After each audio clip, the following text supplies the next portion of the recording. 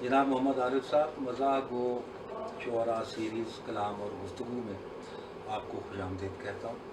बहुत शुक्रिया डॉक्टर साहब। आपसे बड़ा ताल्लुक़ रहा है, बहुत अरसे से मैं आपको जानता हूँ और बहुत खूबसूरत शायरी आप जो है वो कर रहे हैं। ये किताब आपकी मेरे सामने है, ये ज़्यादती है, ये आपके मिसरे से ली गई है और बड़ा अच्छा आपने वो इसका नाम रखा। दूसरी एक किताब आपकी खाकों की थी, ख़वातीन व हज़रात, इसमें आपने मेरा भी खाका लिखा है और मैं समझता हूँ कि बहुत अच्छा लिखा है और बहुत से लोगों के और भी खाके हैं। ये मज़ाहिया गज़ल के ख़तो ख़ाक, ये आपका एमफिल का थीसिस भी है। तो बहरहाल और भी किताबें आपकी हैं, रद्द की हैं आपने, लेकिन बाद में हम उसकी बात करेंगे। ताल्लुक़ आपका वाह कैंट से है, नौजवान भी हैं, तो ये मज़ाहिया शायरी की तरफ कैसे रुझान आपका, किसको देख कर सुन कर या कैसे आपको पता चला कि मैं भी मज़ा लिखूँ? मेरा बुनियादी तल्लक सैयद ज़मीर जाफरी के शहर से है। जेलों का एक गाँव है पिंड दादन खान।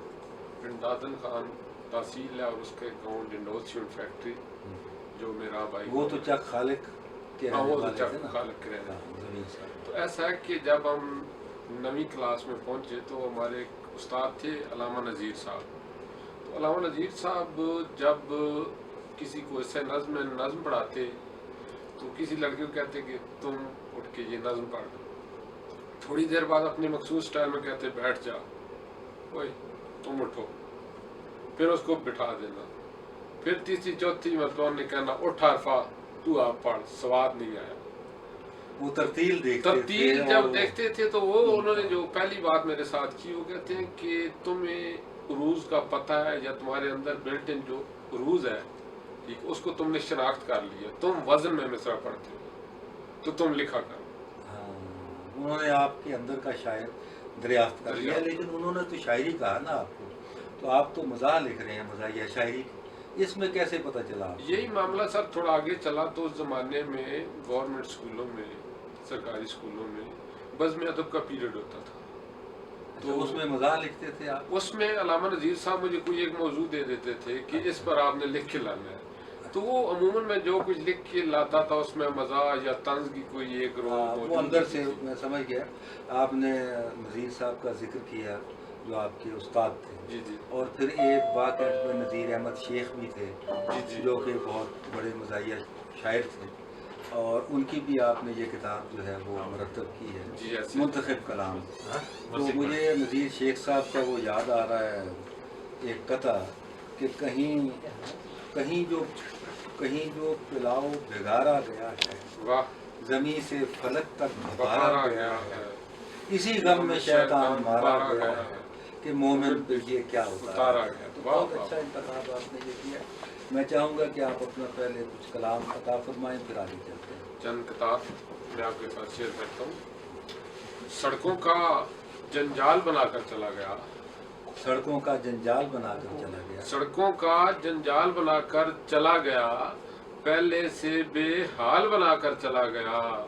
जीटी रोड को माल बनाना था जिसने, जीटी रोड से माल बनाकर चला गया। वाह वाह वाह। और फनी हवाले से, फिक्री हवाले से कुछ किताब, अदबी हवाले से देखिए कि रियाजत से निखार आता है फन में, रियाजत से निखार आता है फन, रियाजत से निखार आता है फन में, यहाँ ये बात हम पर हो गई है, तवातर से जो लिखता था फसाने, लिखाई उसकी बेहतर हो गई है। वाह वाह, बहुत अच्छा। एक और नुक्ता देखिए कि आबशार आप समझते हैं जिसे, आबशार आप समझते हैं जिसे, ये कोई नहर भी हो सकती है, शेर बेवजन नहीं हो सकता, बैर में लहर भी हो सकती है। वाह, और आजकल बहुत देखी जाती हैं ऐसी लहरें बहरों की। ऐसे ही ऐसे, और बहरुल काहिल भी आ जाता है, बहरे आम मुर्दार भी आएगा तो मुर्दार तक तो लोग काम कर रहे हैं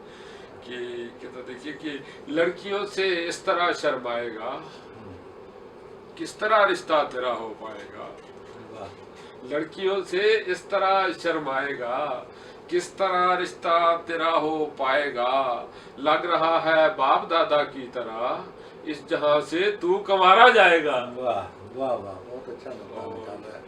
ماشاء اللہ عارف صاحب، آپ نے کلام بھی سنتے رہیں گے بیچ بیچ میں، آپ نے کچھ ادیبوں کے لطیفے بھی اکٹھے کیے تھے، اور وہ کتاب شاید ابھی شائع نہیں ہوئی، لیکن میں نے اس کا مسودہ دیکھا تھا آپ سے. جی وہ اہل قلم کی شگفتہ بیان ہاں اہل جی قلم.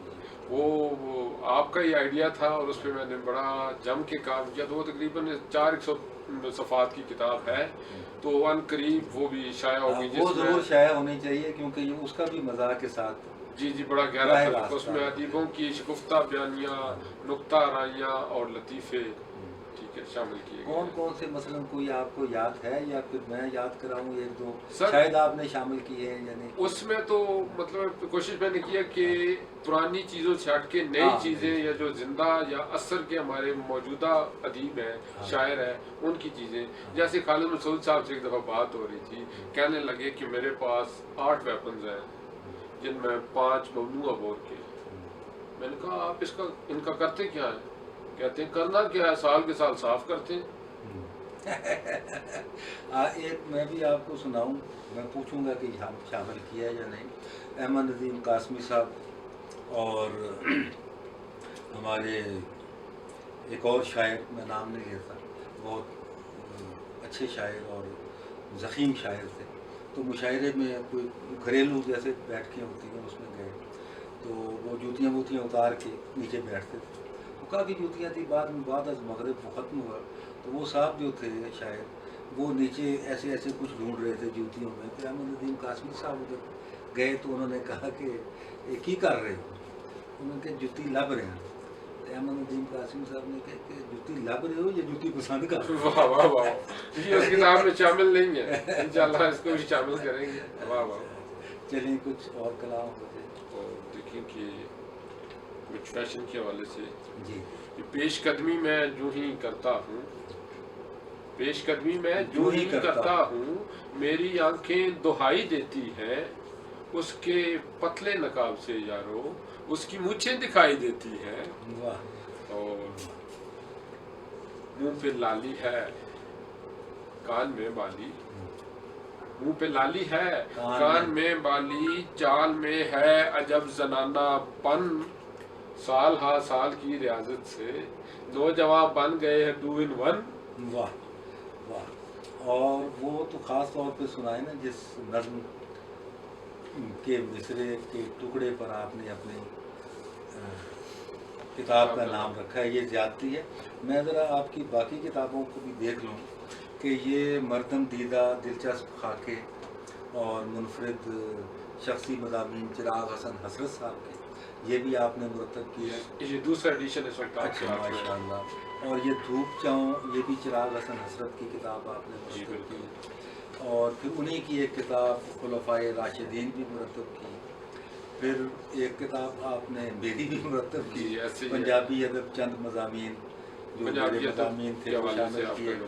اور پھر آپ نے یہ رنگ برنگی کہانیاں، یہ بھی آپ نے کتاب لکھی. ماشاءاللہ ان میں سے بہت سی کتابوں کا دوسرا اور تیسرا ایڈیشن آ چکا ہے. ماشاءاللہ. نہیں، یہ نظر ہی آتا ہے کہ بڑی اہم کتاب ہے، اور آپ نے جتنی محنت سے انہیں مرتب کیا ہے، ترتیب دیا ہے، دلچسپ بھی ہے، مفید بھی ہے، پڑھنے لائق بھی ہیں. پھر چراغ حسن حسرت صاحب کا اپنا نام بہت بڑا ہے. چراغ حسن حسرت صاحب کا بھی کوئی لطیفہ اس میں دیا ہے کہ نہیں دیا؟ اس کے حوالے سے جو تھا جی ان کی یاد آ کافی گیا.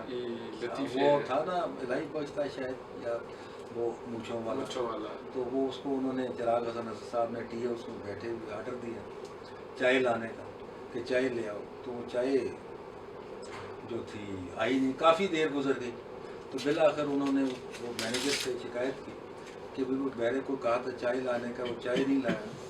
تو اسے پتہ نہیں تھا نام وام کا. تو مینیجر نے پوچھا کہ وہ تو نہیں تھا جو سفید مونچھوں والا؟ کہنے لگے جب میں نے آرڈر دیا تھا اس وقت تو اس کی مونچھیں کالی تھی. اچھا، وہ آپ ذکر کر رہے تھے میری نظم کا. یہ نظم بہت میں سمجھتا ہوں کہ یہ میری وجہ شہرت بھی بن گئی ہے، اور ابتدائی دنوں میں ہی آپ سے ہو بھی گئی ایسے ہی ہے. اور یہ اس وقت تک سوشل میڈیا پر کم از کم بھی 3 کروڑ مرتبہ دیکھی جا چکی ہے. اور یہ اردو شاعری کی نمائندہ نظموں میں، دیکھی جانے والی نمائندہ نظموں میں شامل ہے. یہ بینگن جیسی رنگت پر اتراتی ہے، یہ زیادتی کیونکہ اس کا کافی بڑا آپ نے ایک منفرد سے بینگن جیسی رنگت پر اتراتی ہے یہ زیادتی ہے، پاؤڈر کے 2 ڈبے روز لگاتی ہے یہ زیادتی یہ زیادتی ہے، اور 6 من کی وہ ہو کر بھی شرماتی ہے یہ زیادتی ہے، 6 من کی وہ ہو کر بھی شرماتی ہے یہ زیادتی ہے، اس پر پوشاکیں بھی فٹ بنواتی ہے یہ زیادتی ہے، اور کار پہ ہو تو کار یہ خود فرماتی ہے کار پہ ہو تو کار یہ خود فرماتی ہے یہ زیادتی ہے، بس پر ہو تو بس کی بس ہو جاتی ہے یہ زیادتی ہے، چائنا کے موبائل پر اتراتی ہے یہ زیادتی ہے، لوڈ ہمارا کال تمہیں کھڑکاتی ہے یہ زیادتی ہے، اور اس کا ابا ویسے ہی جذباتی ہے یہ زیادتی ہے، واہ حالانکہ یہ مسئلہ میرا ذاتی ہے یہ واہ زیادتی ہے۔ بہت اچھے، بہت شکریہ عارف صاحب، آپ اس پروگرام میں تشریف لائے اور بڑی خوبصورت گفتگو آپ سے بھی، آپ کا بہت شکریہ۔ بہت شکریہ آپ کا۔